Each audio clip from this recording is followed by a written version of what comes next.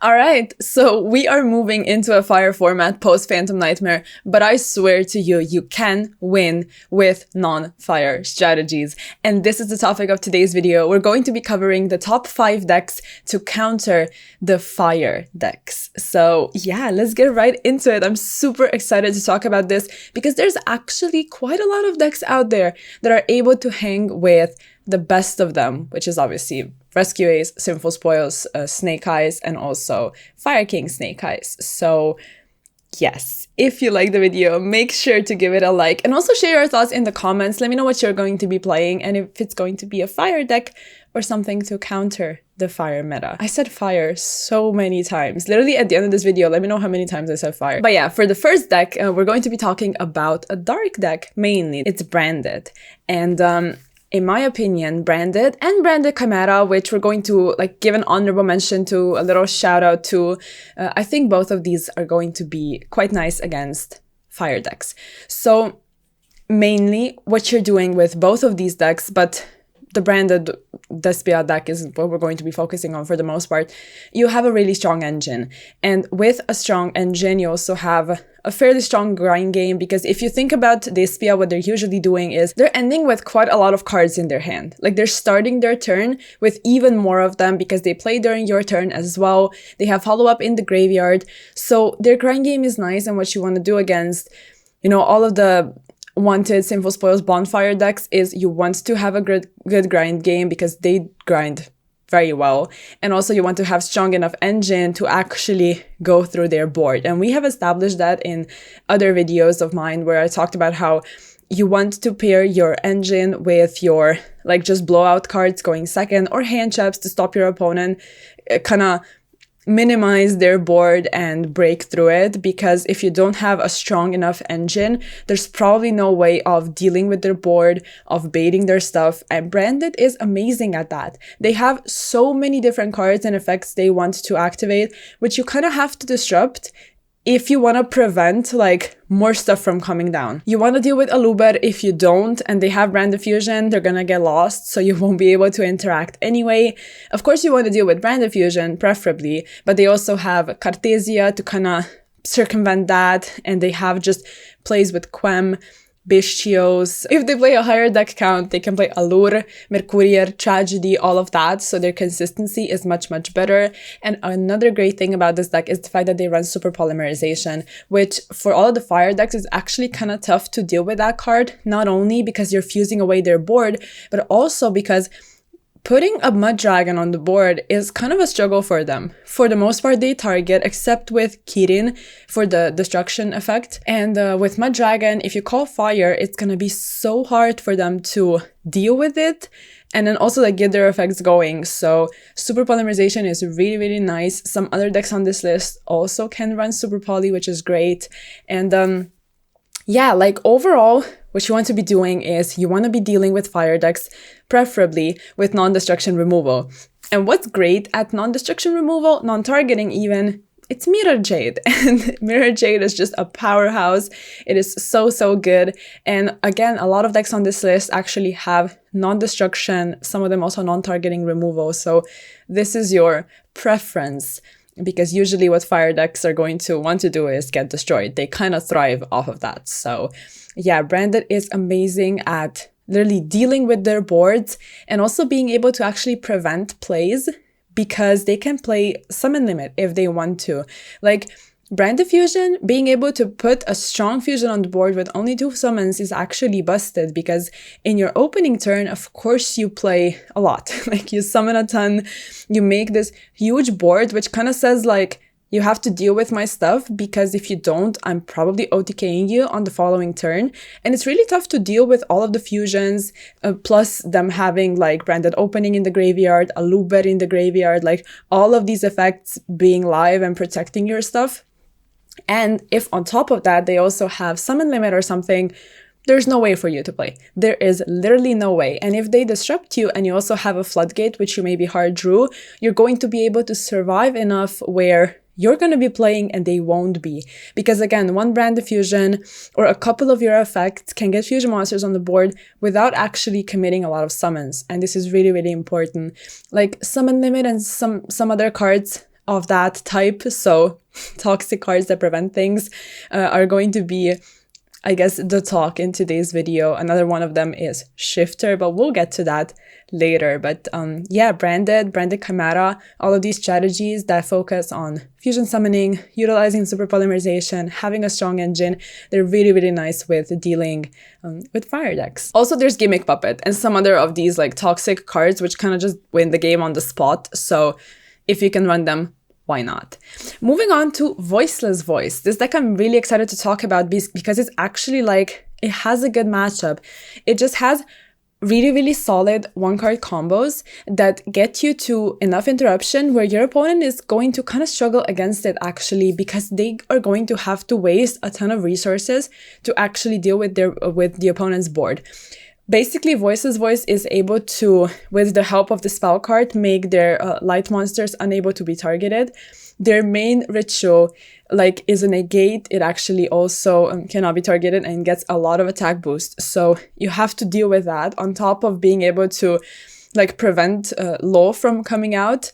That's really important, and you can't always achieve that because she's always gonna get special summoned back and get additional resources. And what's also great about her is the fact that she places stuff in the spell and trap card zone face up, so you get to have access to the trap card without setting it first. And that's always been busted.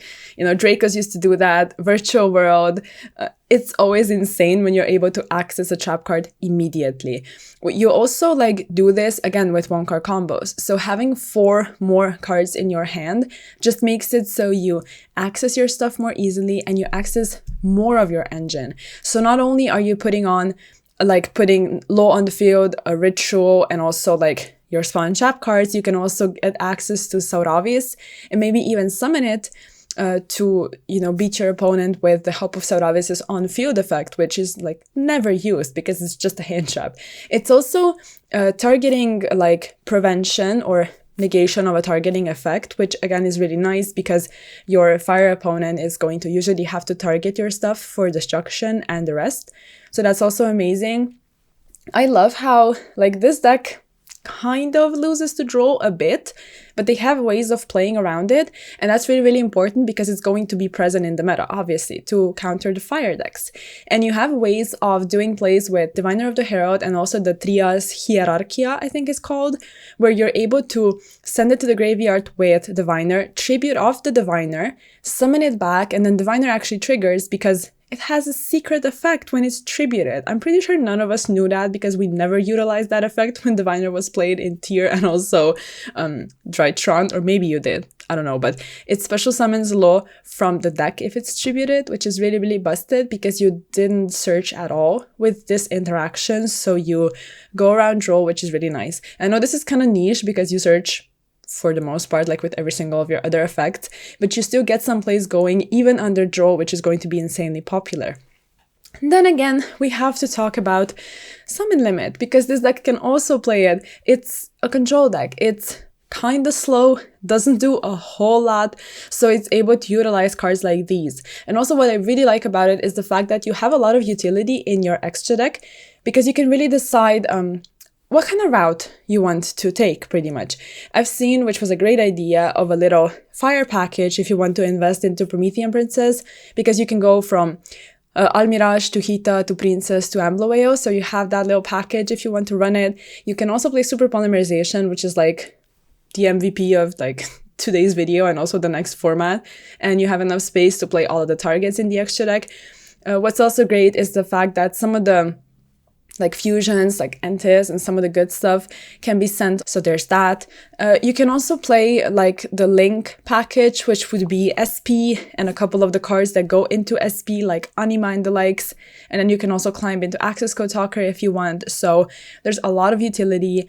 One card combos, which means you have so much space for non-engine, which is just amazing and busted. You wanna, like we talked about before, stop your opponent and hinder them. So there's that. Moving on to the next couple of decks, I mentioned Shifter before, which is a great segue because we just talked about hand traps. Shifter is going to be so good. If your deck can run it, you have to run it. You want to cut access from your opponent's graveyard. Like, you want to make sure they don't get stuff in the graveyard because their combos are just kind of gonna suck. So Kashtira, Flunder. Both of them are going to be really good. And what's also great about Kashtira is the fact that they have rank 4 utility, which wasn't that utilized before. But right now you can like do all of these plays where you go into Dweller, Baguska, and stuff like that to just counter most of the meta. And then you also have a really nice matchup against the fire decks. Because if you take a sort of a stun approach, really anti-meta pretty much, you can also play Defissure, even Macrocosmos if you feel like it. And just overall, a Kashtira strategy is really solid because it's consistent and it just puts up enough interruption where it's going to be kind of tough for your opponent to deal with it because they have insane follow-up and they can quite easily OTK you or control the game where, you know, to the point where you're not going to be able to contend if they also played some hand traps against you and stopped you and you just lack the power to really compete, if that makes sense. Another thing that I wanted to bring up is the fact that both of these decks actually utilize normal summoning or tribute summoning, and that doesn't trigger Princess, which is really, really important because she triggers on special summons. So that's another thing. And of course with Flunder, you know, at this point, you are familiar with what the deck does, and Harpy's Featherstorm is insane. Empen, Raiza, just everything, you know, what Flunder does is just really annoying. The only little downside is the fact that some of the most played cards in the meta are also going to hurt Flunder, but it also kind of hurts Kashtira, although that deck cut on terraforming and some of the stuff that plays into draw, but I wouldn't count, you know, both of these shifter decks out at all. Now, moving on to another deck, which is going to be a nice counter, is Tearlament. Again, why that is because they have a strong engine. So if you're comparing engines and the engines are going toe-to-toe, Tearlament is actually going to be maybe even prevalent. Like, it's actually able to go off and do a ton if it goes uninterrupted. And even if it gets interrupted, you're probably going to achieve at least something. It's also utilizing super polymerization, going into Mud Dragon, which we talked about already. It's a struggle. And also shufflers. I know they're at 1, but they are extremely busted, and usually they're gonna get milled and they're gonna get into the graveyard somehow. And it's actually really hard for the fire opponent to play with like the shufflers in mind, because at one point they are going to take away your resources and there's not much you can do about it. So I think it's really nice. It's a really strong deck still, I feel like, especially if you're really, really good with it. And as for the last deck, I wanted to talk about Unchained. I know this may be a little bit weird because obviously Unchained is not the greatest deck post the ban list. It's struggling because you have to decide whether or not you want to play non-engine to be able to compete and hinder your opponent, or if you want to play DDD engine and all of, you know, everything else to actually get your plays going. So it's gonna be a little tough. But Unchained historically had a good matchup against Fire Kings because Fire Kings destroy, Unchained wants to be destroyed, and also because they have ways of dealing with fire stuff without destruction. So you link off with their things, etc., which means you don't trigger their effects. So it was a weird matchup, but post Phantom Nightmare, I think power levels, well, I know power levels are definitely going to tip in the direction of fire decks, but I still wanted to talk about Unchained because I feel like if you're playing fire, you have to respect it. They also have a really, really strong grind game. So you're going to find yourself in a situation where you grind with Unchained. And at that point, I think fire decks have a better grind game, but you have to be good and manage your resources well. So yeah, you know, honorable mention, Unchained, definitely. And that's pretty much going to be it. Hopefully you enjoyed in this video. Like, I wanted to cover the top decks that I feel like are good against fire decks, but a lot of other ones I feel like have a chance and they are going to compete and kind of find their place in the meta, in my opinion. So let me know what you're playing. If you enjoyed the video, of course, give it a like, and I'll catch you in the next one. Bye!